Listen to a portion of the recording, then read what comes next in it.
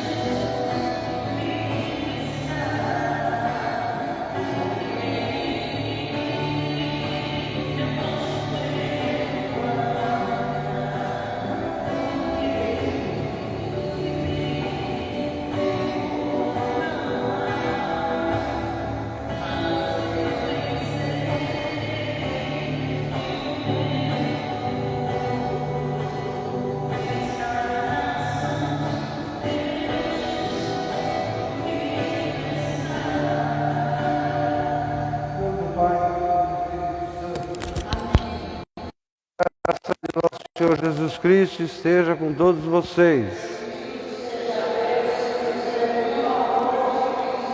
Senhor, que fosse enviado pelo Pai dos corações atribulados, Senhor, tende misericórdia de nós.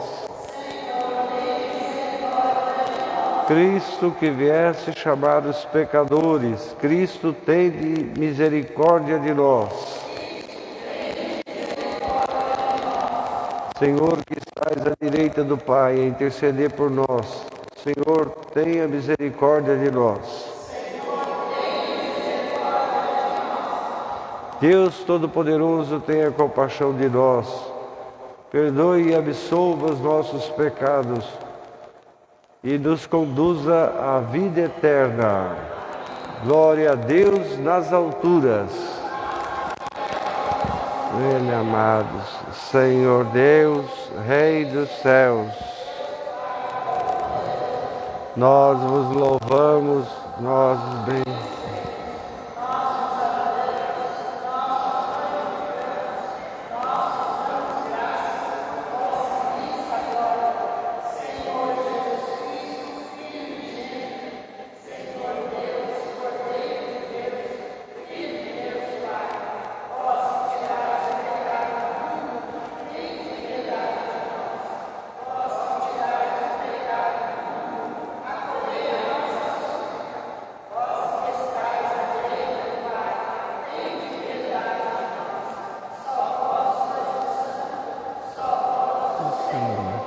A voz do Altíssimo, Espírito Santo.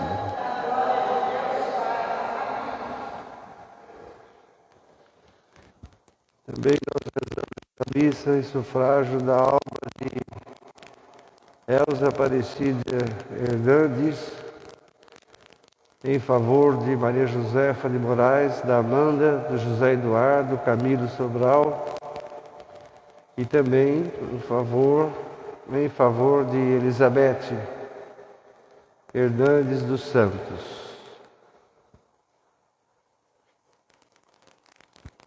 Oremos. Deus de eterna misericórdia, que reanimais a fé do teu povo da celebração anual da festa da Páscoa, aumente em nós os dons da tua graça, para compreendermos melhor as riquezas inestimáveis do batismo que recebemos, com o qual nós fomos purificados, do Espírito em que fomos renovados e do sangue com o qual fomos redimidos. Por nosso Senhor Jesus Cristo, vosso Filho, que é Deus convosco na unidade do Espírito Santo. Vamos ouvir o texto do Atos dos Apóstolos.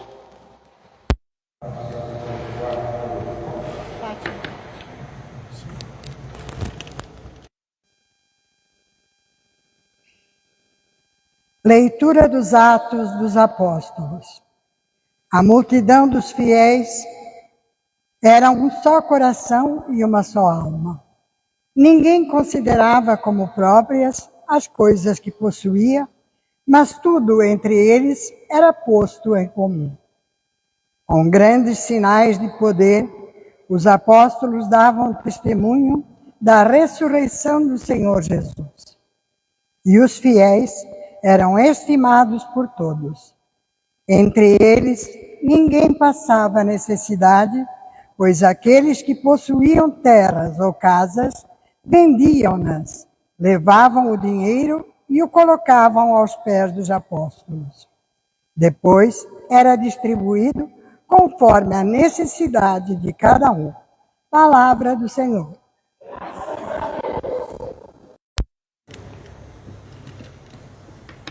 Diga a casa de Israel, é a sua misericórdia. Diga a casa de Araão, eterna é a sua misericórdia. Diga todos os que temem o Senhor, eterna é a sua misericórdia. Mão do Senhor fez prodígios, a mão do Senhor foi magnífica. Não morrerei, mas hei de viver, para anunciar as obras do Senhor. Com dureza Deus me castigou, mas não me deixou morrer, para louvá-lo e engrandecê-lo. Porque a pedra que os construtores rejeitaram tornou-se a pedra principal. Tudo isso veio de Deus. Tudo isso é admirável aos nossos olhos, porque esse é o dia que o Senhor fez para nós. Esse é o dia que devemos exultar e cantar de alegria. Glória ao Pai, ao Filho e ao Espírito Santo. Por todos os séculos dos séculos. Amém. Aleluia, aleluia. Aleluia também se diz antes dos salmos. Não sei se você sabe, mas pode continuar, vai. Aleluia não é só na hora da aclamação que se fala.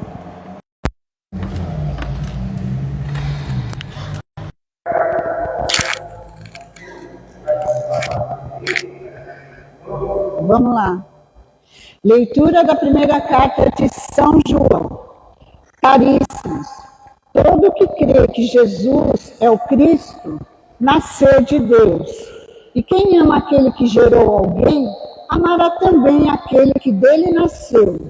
Podemos saber que amamos os filhos de Deus, quando amamos a Deus e guardamos os seus mandamentos. Pois isto é amar a Deus, observar os seus mandamentos. E os seus mandamentos não são pesados, pois todo que nasceu de Deus vence o mundo. E esta é a vitória que venceu o mundo, a nossa fé. Quem é o vencedor do mundo, senão aquele que crê que Jesus é o Filho de Deus? Este é o que veio pela água e pelo sangue, Jesus Cristo. Não veio somente com a água, mas com a água e o sangue. E o Espírito é que dá testemunho, porque o Espírito é a verdade. Palavra do Senhor. Fiquemos de pé.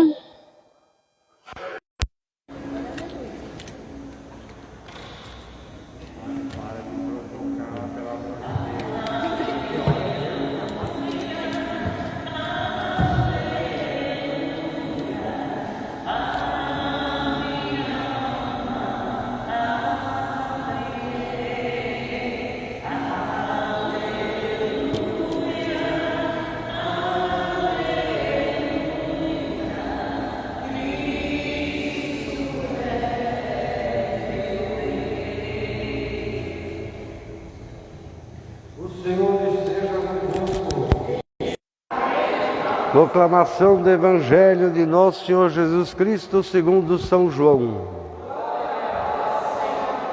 Na tarde daquele dia, o primeiro da semana, domingo, estando fechadas as portas da casa onde os discípulos se encontravam, com muito medo dos judeus, veio Jesus, apresentou-se no meio deles e disse-lhes: a paz esteja convosco. Dito isso, mostrou-lhe as mãos e o lado. Os discípulos então ficaram cheios de alegria quando viram o Senhor. Jesus disse-lhes de novo: a paz esteja convosco. Assim como o Pai me enviou, também eu vos envio a vós. Falou isso, então soprou sobre eles e disse: recebam o Espírito Santo. Aqueles a quem perdoardes os pecados serão perdoados. Aqueles a quem vocês não perdoarem não serão perdoados.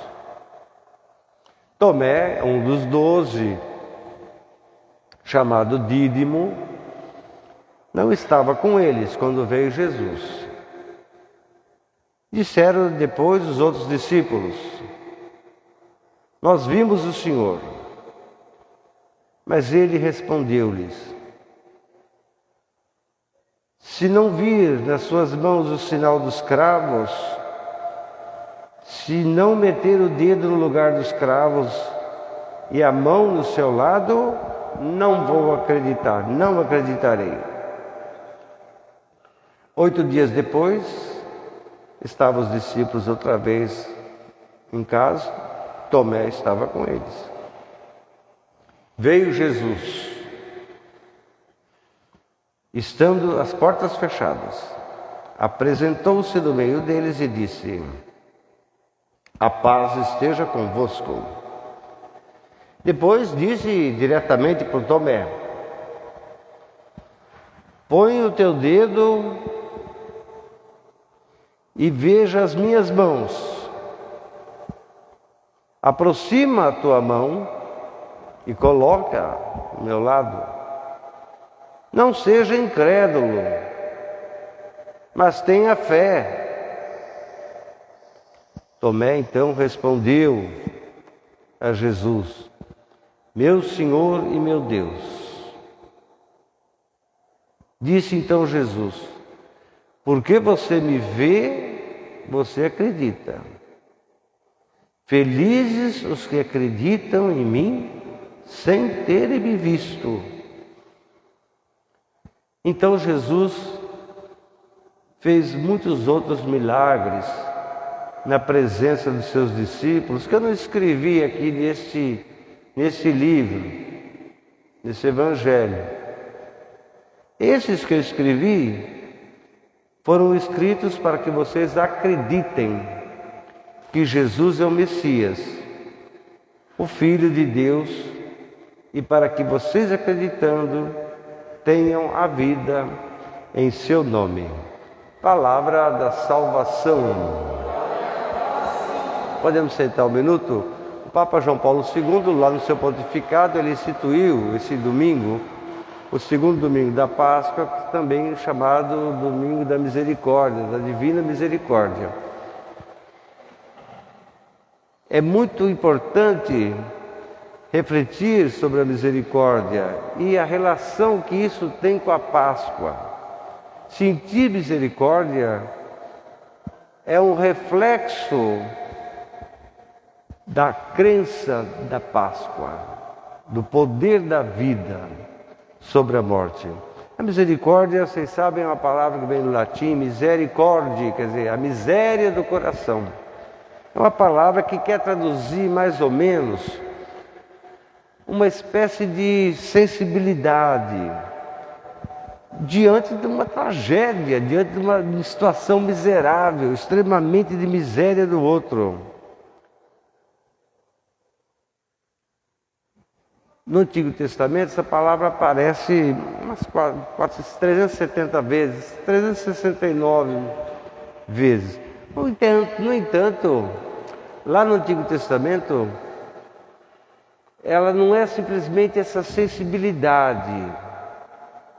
Pô, você vê o povo comendo o resto de osso de açougue, é o fim do mundo. Misericórdia. É uma reação diante do sofrimento, diante da situação, diante da miséria, diante da injustiça que está sendo realizada. Mas no Antigo Testamento tem um sentido talvez mais profundo.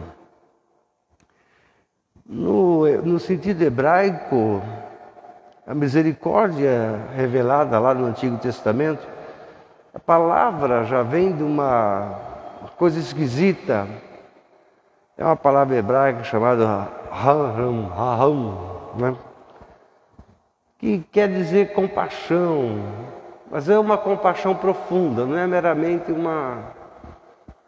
uma reação, é uma compaixão profunda. O esquisito, talvez, é que essa palavra é uma palavra esquisita porque tem muito acento. Ela é uma palavra que faz a derivação de uma outra palavra, que é o útero materno. Esquisito. Porque é esquisito nesse sentido, ao mesmo tempo bonito, porque vai mostrando que as raízes da misericórdia de Deus vêm de um útero. É como se viesse do útero. Né? Então essa palavra quer expressar isso. As raízes da misericórdia de Deus vêm da ternura extrema que Deus tem, como a mãe tem para com o filho. A mãe sente ternura pelo filho. Né? Tem que ter. Talvez seja a raiz de todas as suas emoções, etc. Assim também diz o Antigo Testamento. Deus é capaz de sentir ternura, assim como a mãe pega o filho no colo, protege, faz comida, leva para a escola, traz da escola, faz isso, faz aquilo, ajuda, enfim, esse dia a dia em relação ao filho. Então, no Antigo Testamento, a misericórdia de Deus, ela tem, pela própria raiz da palavra, ela tem uma conotação feminina. É um tipo de sensibilidade materna, um tipo de sensibilidade feminina. Na religião muçulmana também é assim, né? Os judeus são assim, os muçulmanos também seguem. Apesar dos muçulmanos serem tão rigorosos, né? Tão rigorosos, tão não sei o quê, eles olham para Deus como se Deus fosse uma espécie de mãe. É uma coisa esquisita, né? É esquisito, porque para os conservadores, para os fundamentalistas, para os fanáticos, para os cristãos fanáticos, a gente doida, neopentecostal, Deus é homem. Deus é um homem que gospe do chão, faz aquelas coisas todas, aquelas imundícias todas que o homem faz. Deus é macho, né? Não é bem assim o que a fé judaica e a fé muçulmana e também essa origem do sentido de misericórdia, né? Os Salmos é o campeão de falar de misericórdia, os Salmos. A maior parte das citações da misericórdia estão nos Salmos, todos eles, 150 Salmos. Fala sempre da misericórdia de Deus. E os Salmos, vocês sabem, são orações que começam sempre com tragédia. Sempre é tragédia, sempre é uma desgraça, sempre é uma coisa, né, que o homem faz. E é o pior momento do ser humano. E que no decorrer, ele fala da situação humana, depois ele vai evoluindo para falar de Deus. Os Salmos é estranho, né? Primeiro é o homem, depois é Deus.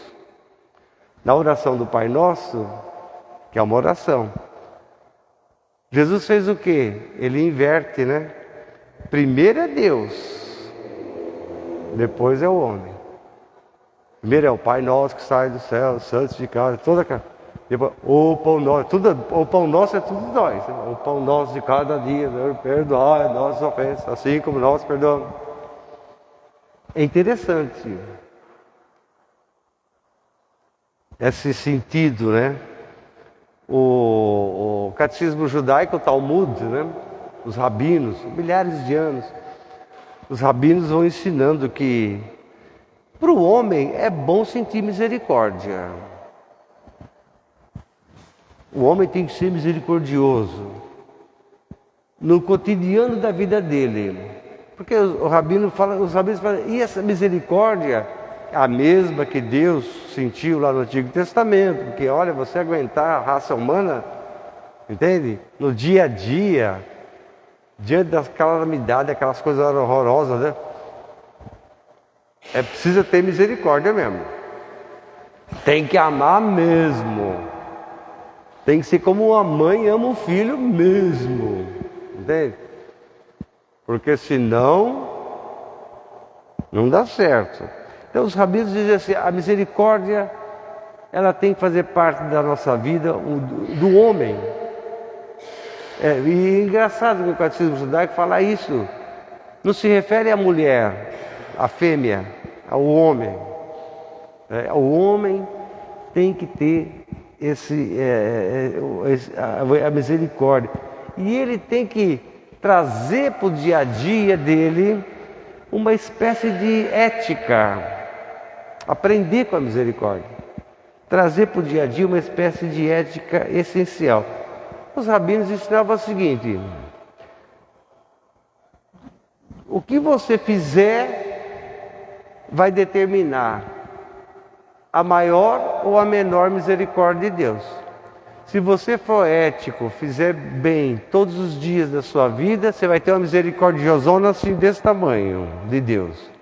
Se você não fizer, vai ter uma misericordiazinha desse tamanho, meio muxuruca, meio, né? Coisa sem graça. Isso é que eles ensinam, né? Que é a ação determina, né? A sua ação determina a misericórdia de Deus. O cristianismo, lógico, o centro do ensinamento é Jesus Cristo. E Jesus nos fala muito da misericórdia. Em Mateus capítulo 5, ele já começa, bem-aventurados os misericordiosos, né? Porque alcançarão misericórdia. Meio que fazer um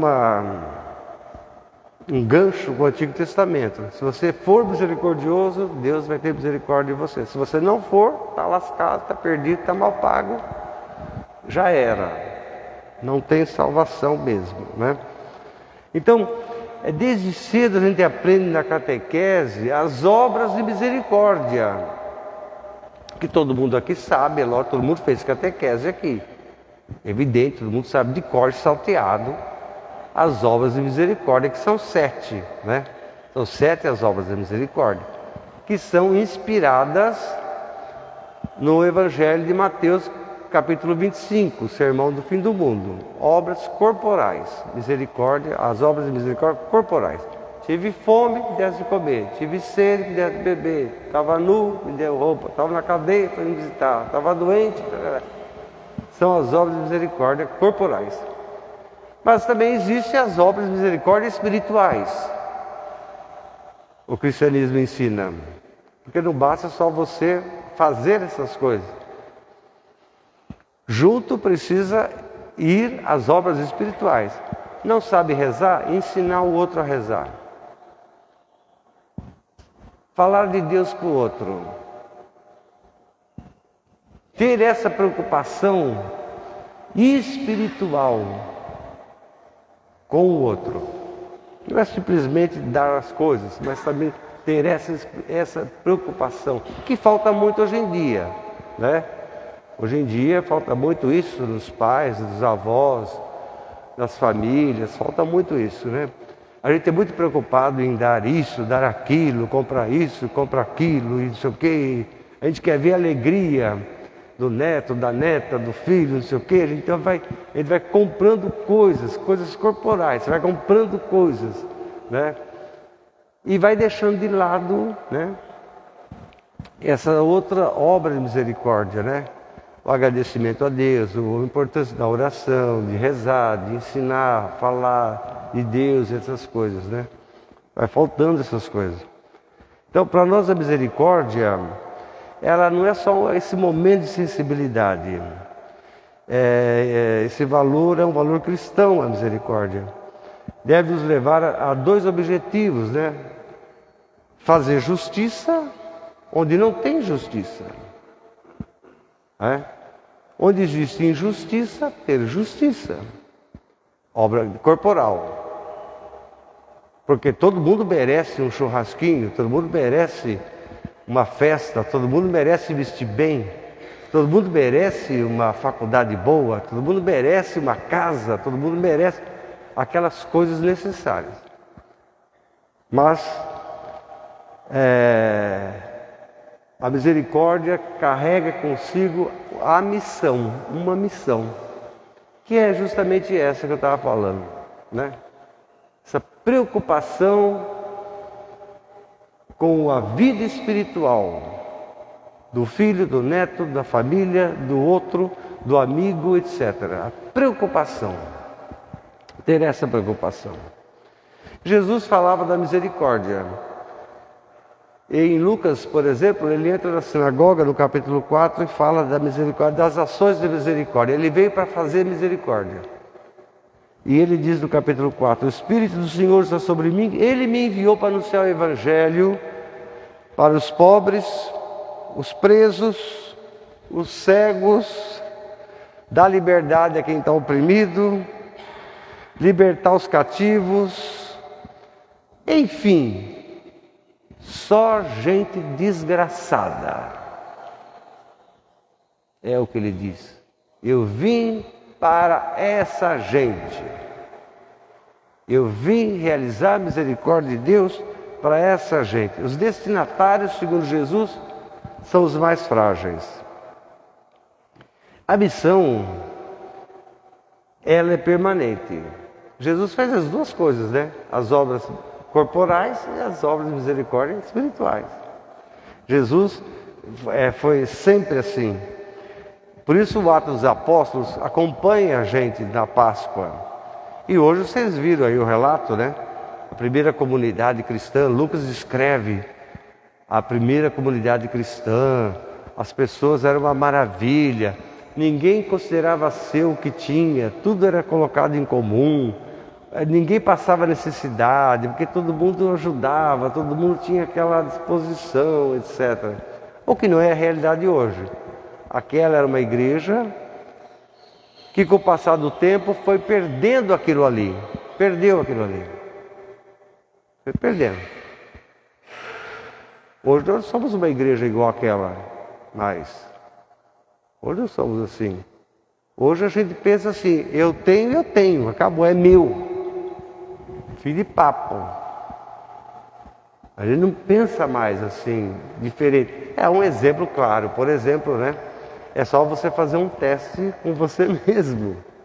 Quando você vai no caixa eletrônico, você bota lá o cartão, você vai sacar lá, sei lá, um valor qualquer, você bota tudo lá. Quando você está digitando, você para pensar e fala assim, puxa vida, eu vou sacar isso aqui, acho que eu vou sacar mais 50 para dar para a igreja, para comprar o arroz, para ajudar na cesta. A gente não pensa isso. Nós não pensamos assim. Ele não pensa assim. A gente está tão erradamente vivendo que a gente acha que o erradamente é o correto. Ele não tem essa preocupação, né, com o outro. Preocupamos com nós, não mais com os outros. A gente não tem preocupação com os outros. Diferente das primeiras comunidades, que eram assim. Era uma comunidade que se juntava, que era unida. Partilhavam, né? A gente sabe hoje na igreja, quem tem mais que participa da igreja não ajuda não. Mas não ajuda de jeito nenhum. Quem mais tem na igreja, que a gente sabe quem é, né? Não ajuda de jeito nenhum. Por quê? Porque a pessoa aprendeu a viver desse jeito, distante daquela prática de igreja. Que a gente tem sempre que estar repensando, revivendo, refazendo, reconstruindo, fazendo tudo isso. Aquela igreja criou a cultura da misericórdia. O apóstolo Paulo aprendeu a ser misericordioso, não pelo judaísmo, pelos anos de estudo que ele passou no templo, porque aquilo ali não ensinava nada. Ele aprendeu a ser misericordioso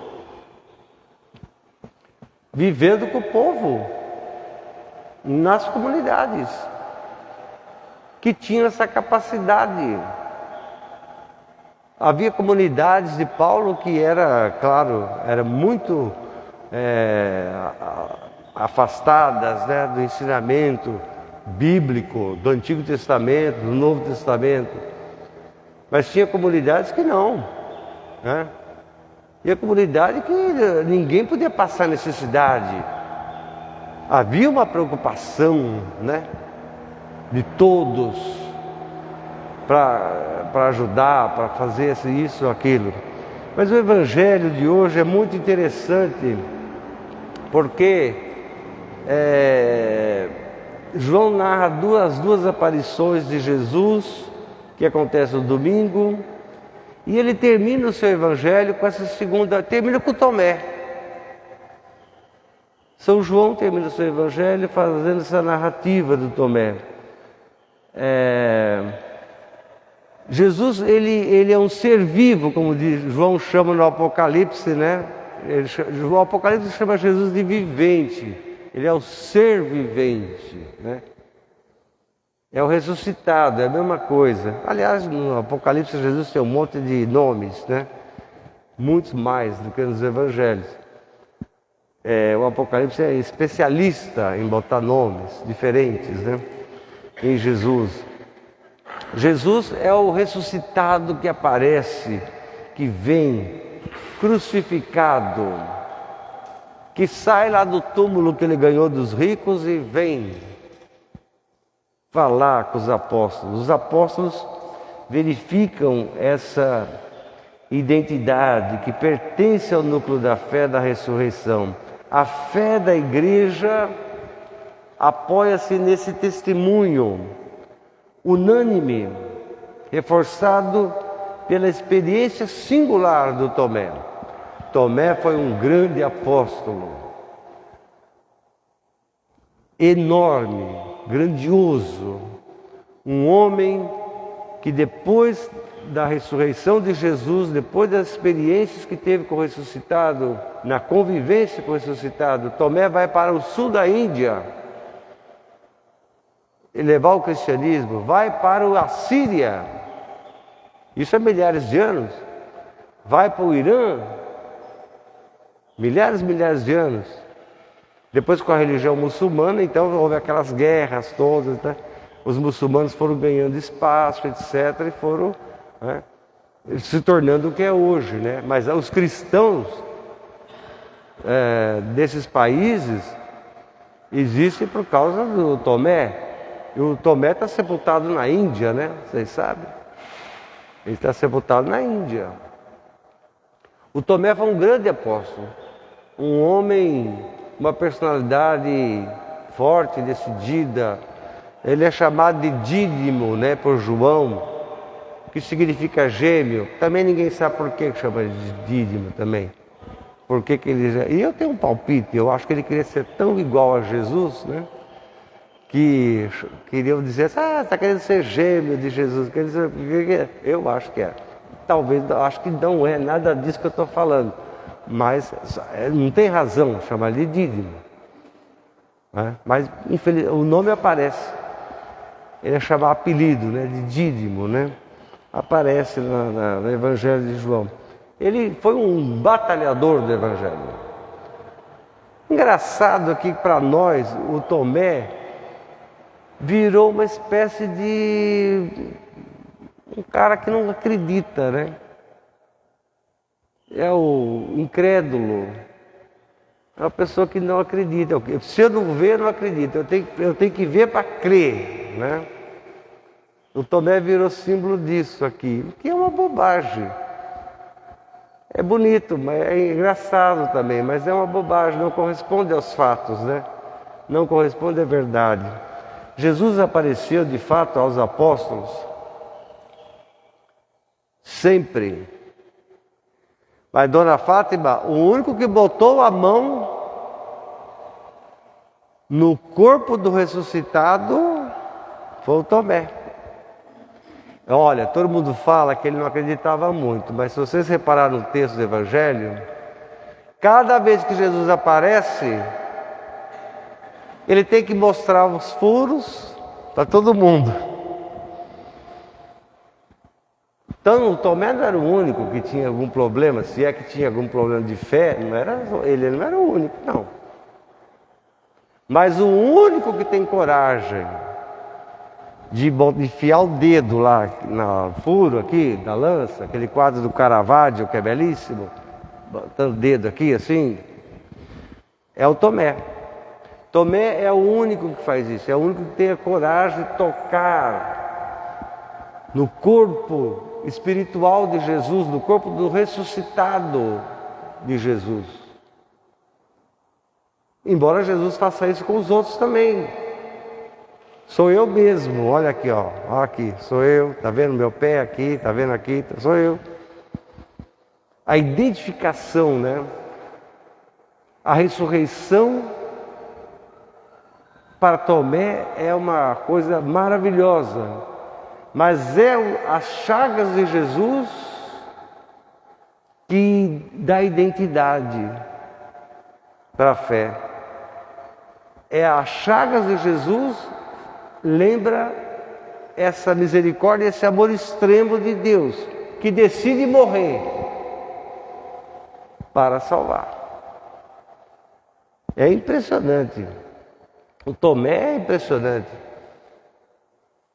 Ele é maravilhoso.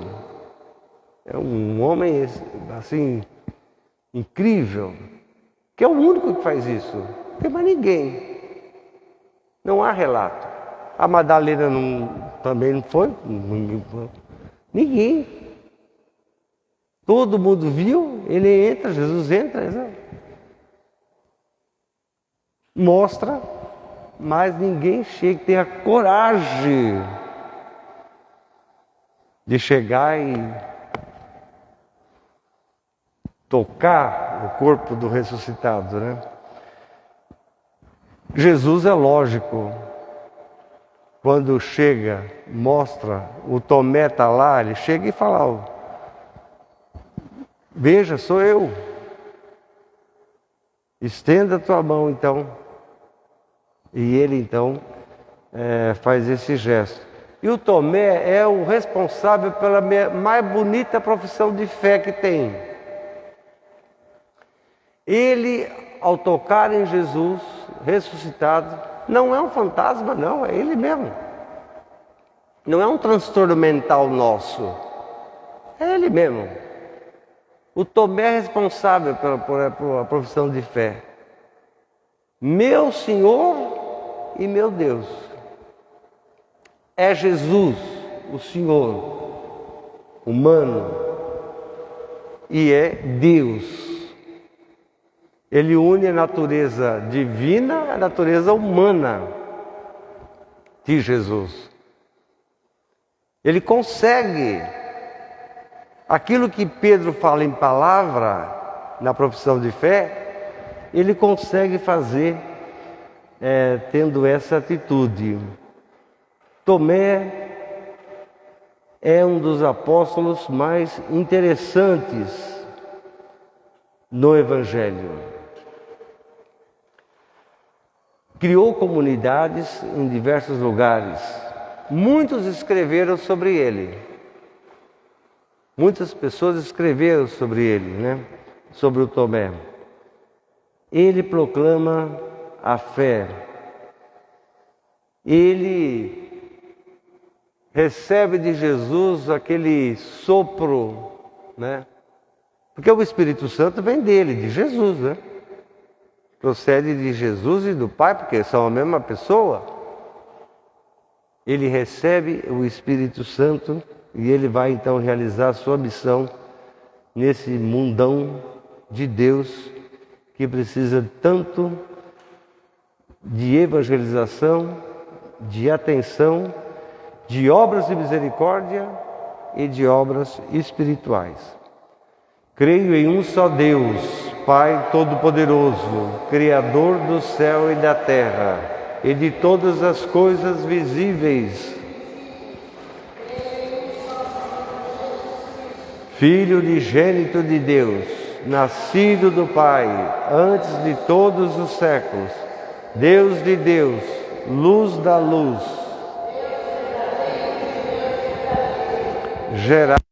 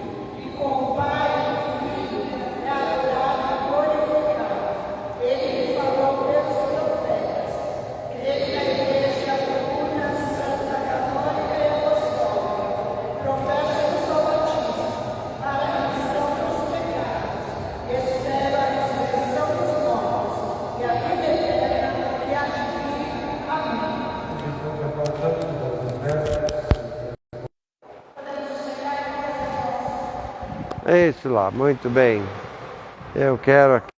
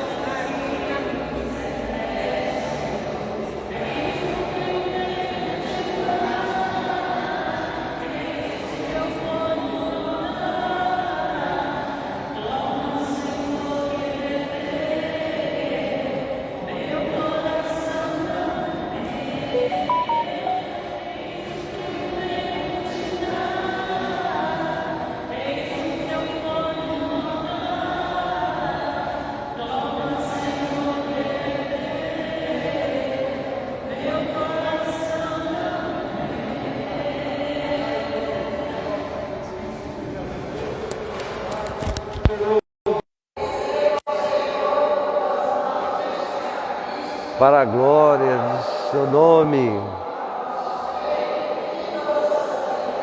Senhor Jesus Cristo, que ao aparecer aos discípulos lhe destes a paz e os enviastes em missão a anunciar a palavra e o perdão, fazei que acreditemos sempre ter visto para alcançarmos a vida eterna em teu nome.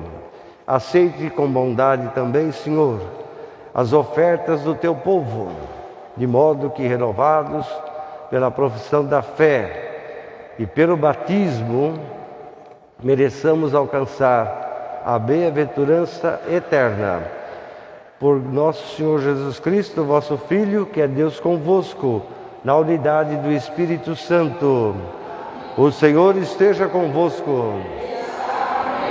Corações ao alto. Demos graças ao Senhor nosso Deus.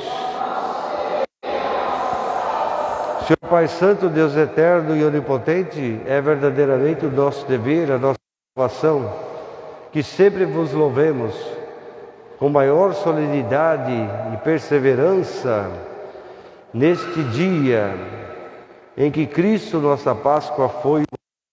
Ele é o Cordeiro de Deus que tira o pecado do mundo. Morrendo, destruiu a morte. Ressuscitando, renovou a nossa vida.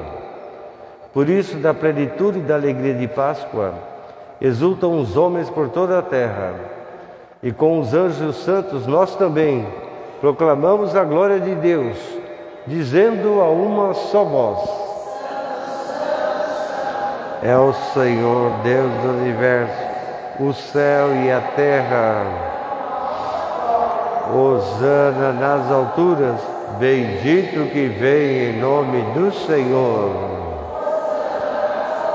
Vós, Senhor, sois verdadeiramente santo, sois a fonte de toda santidade.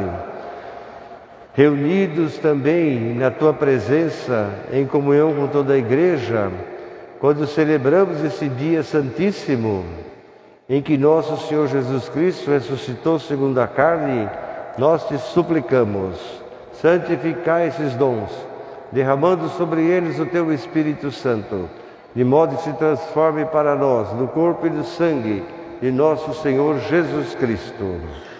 Na hora em que ele se entregava para voluntariamente sofrer a morte, tomou o pão, deu graças, o partiu e deu a seus discípulos, dizendo: tomai todos e comei, isto é meu corpo, que será entregue por vós.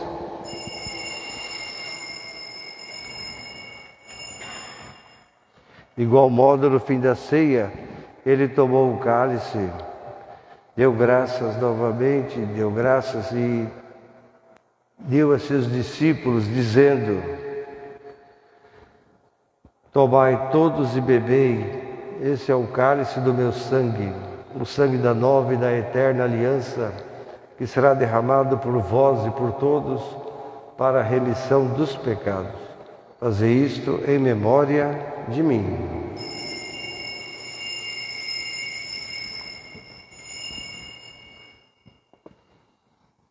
Mistério da fé.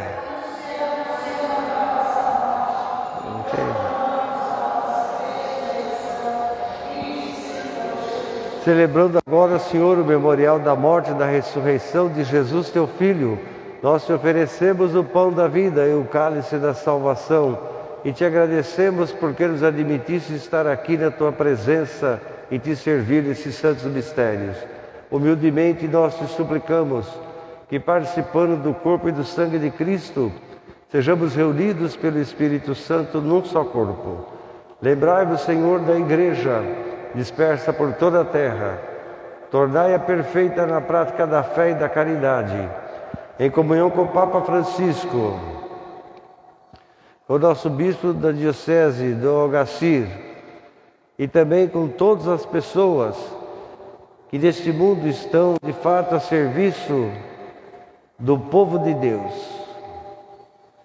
Lembrai-vos também de nossos irmãos e irmãs que adormeceram na esperança da ressurreição e de todos aqueles que na tua misericórdia partiram desse mundo. Admiti-os na luz da tua presença. Tenha misericórdia de nós, Senhor. Dai-nos a graça de participar da vida eterna com a Virgem Maria, Mãe de Deus, com São José, com os bem-aventurados apóstolos e com todos os santos que desde o começo do mundo viveram na tua amizade para cantarmos os teus louvores. Por Jesus Cristo, vosso Filho. Por Cristo, com Cristo e em Cristo, a vós, Deus Pai Todo-Poderoso, na unidade do Espírito Santo, toda honra e toda glória, agora e para sempre. Amém. Com amor e confiança, rezemos juntos a oração que Jesus nos ensinou. Pai nosso que estais no céu, seja o vosso nome, venha a nós o vosso reino, seja feita a vossa vontade, como no céu. O pão nosso de cada dia nos dai hoje, perdoai as nossas ofensas, assim como nós perdoamos a quem nos tem ofendido. Deixeis cair em tentação. A paz do Senhor esteja sempre convosco. Cordeiro de Deus, que tirais o pecado do mundo. Cordeiro de Deus, que tirais o pecado, que é o corpo e do sangue de Cristo, que vamos receber o sirva para a vida eterna.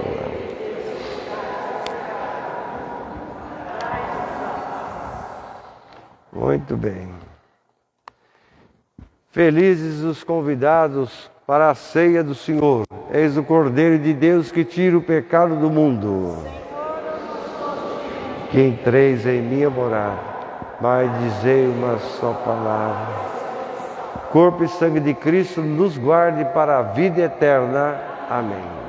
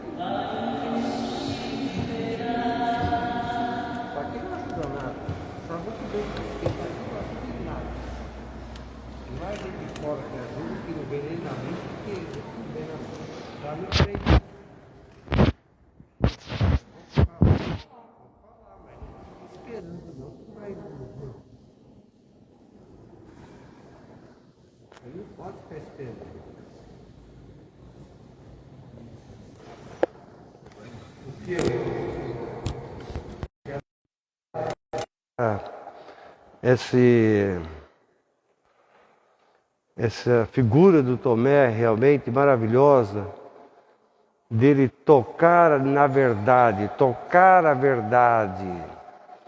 Isso é muito importante, né? Tomé toca na verdade. Tomé, ele nos ensina que a dúvida, ela é muito importante, porque ela pode nos conduzir a uma verdade luminosa, como aconteceu com ele. Não é? Isso é essencial, né? Para a nossa compreensão. Tomé é aquele que toca a verdade. Na verdade, se você for pensar mesmo, o processo de Tomé é um processo de caminhar para a sabedoria, né? É um caminho para a sabedoria. O discípulo de Jesus não estava lá na de Páscoa, sabe lá Deus onde estava, talvez estava descrente também, porque todo mundo ficou, né? Descrente de tudo. Mas essa atitude dele do tocar, né? Tocar no corpo do ressuscitado. Tocar na verdade, né? A verdade absoluta. Então, esse gesto dele, esse processo que ele faz, é um processo muito bonito. Tomé toca na verdade grandiosa, né? Da ressurreição de Jesus. O Tomé, ele destrói tudo, a nossa insegurança. Todas as nossas teorias vão para o brejo. Porque uma coisa é você discutir intelectualmente a ressurreição, foi, não foi, uma coisa é discutir intelectualmente. Outra coisa é você tocar. Então o Tomé, ele destrói todas as nossas inseguranças. Quem não acredita na ressurreição de Jesus está perdendo tempo na vida. O Tomé, ele faz isso, né? A dúvida como um elemento importante, não só ele teve, muitos outros, a dúvida como elemento importante para chegar a esse resultado, né? Luminoso, maravilhoso. O Tomé, ele é um apóstolo que nos ensina que a gente precisa ter uma fé adulta. A fé cristã tem que ser adulta. Fé do olho por olho, ali, vamos lá, vamos enfrentar o negócio aí, vamos. Esse negócio de ficar, essa fé infantil, né, que hoje existe, né, nas redes sociais, né, em tantos lugares, essa fé infantilizada, né, uma fé meio de livrinho de autoajuda, a fé que parece que é autoajuda, livro de autoajuda. Não é isso. O Tomé, ele enfrenta. Ele cara a cara o negócio ali. É muito bonita a atitude do Tomé. Muito linda a atitude do Tomé. Ele rejeita aquela fé intelectualizada, né? Ele quer ir lá no prático mesmo, na coisa prática. É lindo. Eu estou dizendo do Tomé, mas não foi só ele que passou isso tudo não, né? Vocês sabem muito bem disso. Os discípulos de Emaús também, mesma coisa, tudo correram, fugiram. E os outros lá também. Mas Jesus, toda vez que chegar, tem que ficar mostrando braço, perna, olha aqui, olha aqui. É sinal de que, né, a coisa não era assim tão simples como a gente pensa. Mas vamos pedir a Deus que nos ajude e nos dê uma fé tão bonita. Aumente a nossa fé sempre, que Jesus ressuscitado sempre possa estar desafiando a gente, né? E a gente também possa desafiar ele também. Claro, porque não? Não é desafiar no bom sentido. Oremos. Conceda ao Deus Todo-Poderoso que a força do sacramento da Páscoa que recebemos permaneça sempre em nossas almas. Por nosso Senhor Jesus Cristo, vosso Filho, que é Deus convosco, na unidade do Espírito Santo. Amém. Deus estava falando do negócio da ceia, não adianta ficar falando aqui. Vocês sabem que não adianta. Tem outros meios para falar, porque quem vem aqui não ajuda mesmo. Para que vai ficar? Você sabe que não é assim. Por que insiste em ficar falando essas coisas? Ficar batendo no ponta de prego, batendo ponta de murro, dando murro em ponta de faca. Não ajuda, você sabe que não ajuda. Ué, fazer o quê? Não ajuda, não ajuda. Vai tudo para os quintos dos infernos, ué. Vou fazer o quê? Agora, ficar só falando aqui não adianta. Não é para tem que ter outros meios de falar, se comunicar com as pessoas. Vocês sabem muito bem como é que é o negócio? Para que fica dando murro em ponta de faca? Não é assim não. Quem quer ajudar, vem e ajuda. Quem não quer ajudar, dane-se. Essa é a verdade. Para que ficar falando, enchendo a paciência de todo mundo aqui? Todo mundo sabe que todo mês tem a cesta que entrega para o povo, etc. Todo mundo sabe disso. Todo mundo sabe disso. Mas parece que é uma coisa que não sei. Enfim, quem puder, vá em paz, que Deus ajude vocês hoje sempre. Tenham coragem, viu? Abençoe-vos o Deus Todo-Poderoso, o Pai, o Filho e o Espírito Santo. Amém.